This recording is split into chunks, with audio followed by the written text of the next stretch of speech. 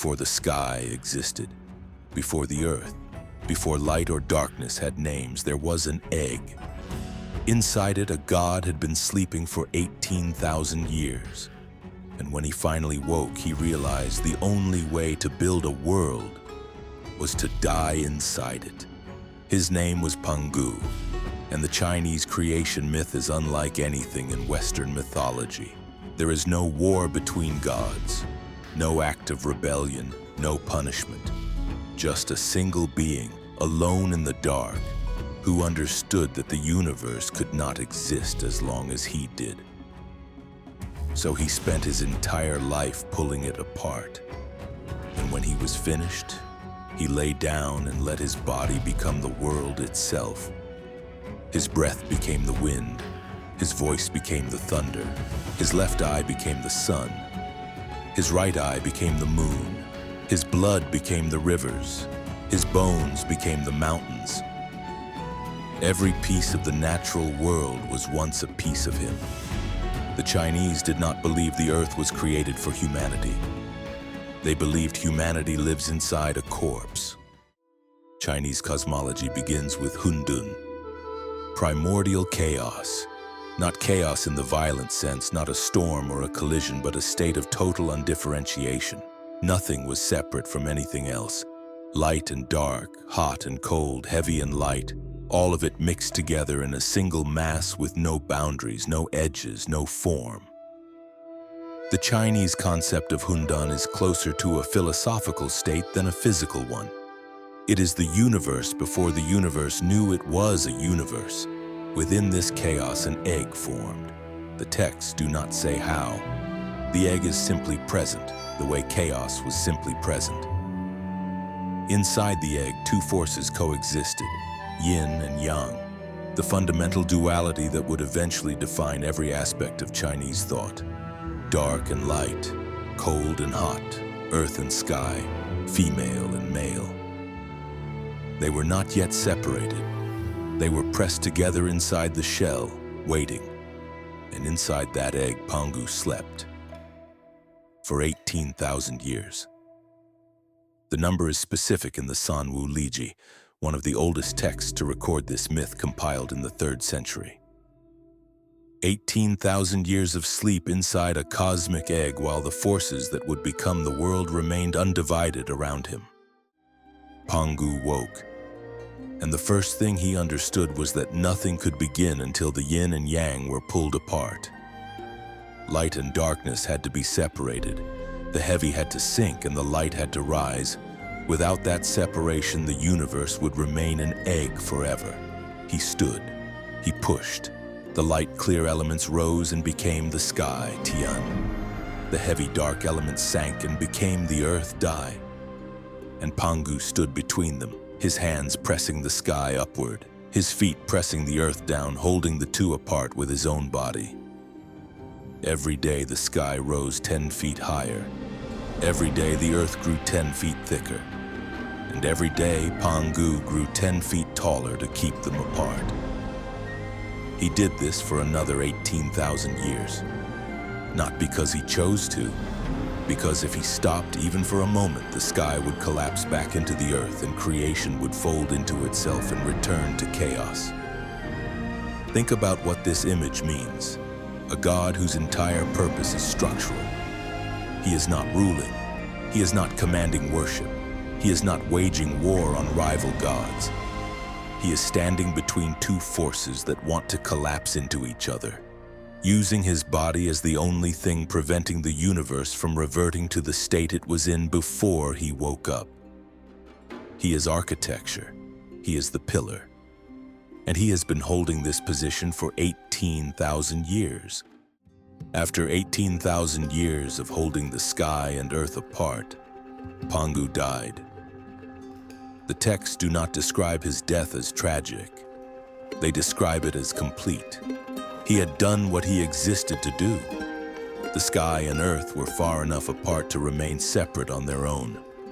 His work was finished, and his body, rather than simply ceasing to exist, became the world. His breath became the wind and the clouds. His voice became the thunder. His left eye became the sun and his right eye became the moon. His hair became the stars. His blood became the rivers and the seas. His muscles became the fertile soil. His bones became the rocks and minerals. His veins became the roads and paths. His body hair became the trees and the grass. His teeth and bones became metal and precious stones. His sweat became the rain, and the parasites on his body became human beings. That last detail is not an insult. It is a statement of scale. Humanity in this cosmology is not the purpose of creation.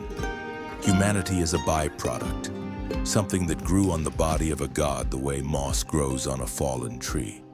The world was not made for us. We simply appeared on it after the god who built it was finished dying. This is one of the most radical creation myths in any civilization. There is no moment where a god looks at humans and declares them good or gives them dominion or creates them with purpose. We are accidental. The world is a corpse, and both of those facts are presented not as tragedy but as the natural order of things. The Pangu myth occupies a complicated place in Chinese tradition. It is not part of the oldest layer of Chinese cosmology.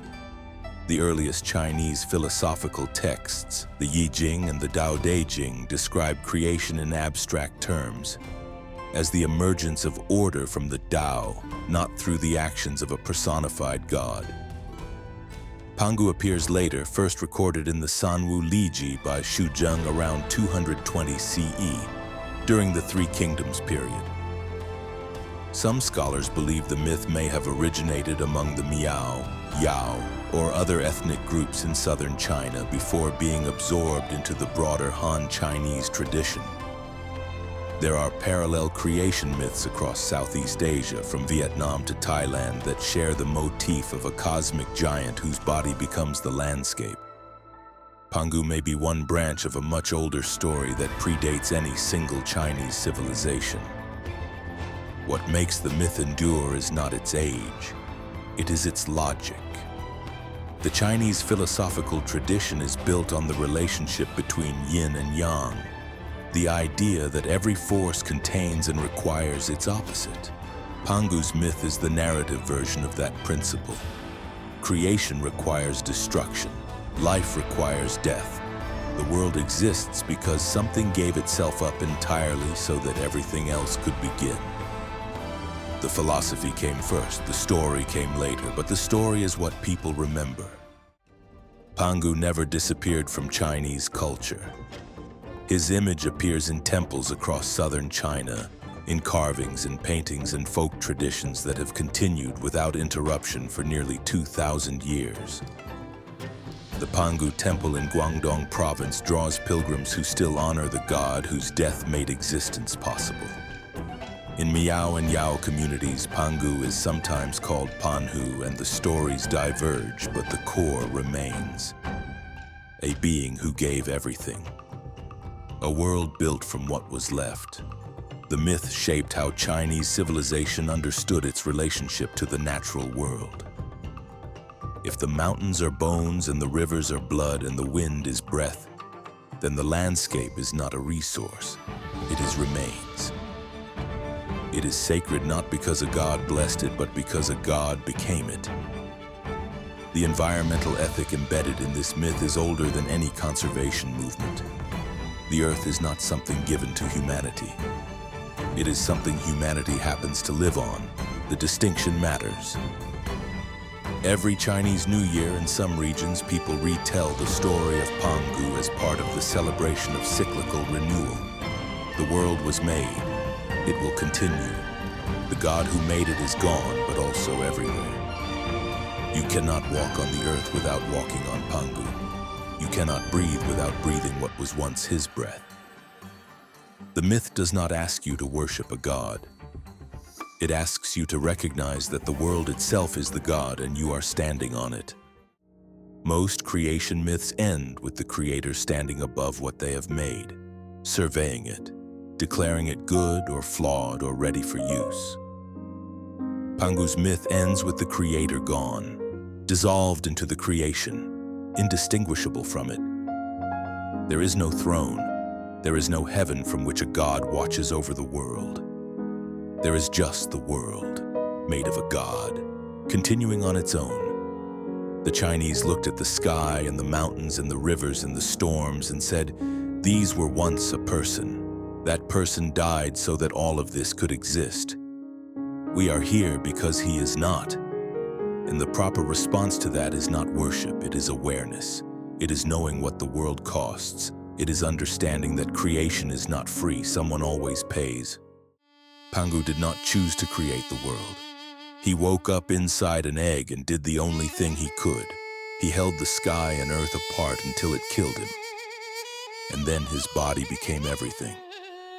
Is that sacrifice? Or is it simply what happens when existence demands more than any single being can survive? Next time on Gods and Empires, we travel to the edge of the known world, to an island shrouded in mist where the gods arrived by sea and had to kill what was already there before they could claim it. The Tuatha De Danann came to Ireland with 4 treasures and a war that would decide who owned the land forever. The Celtic gods are waiting,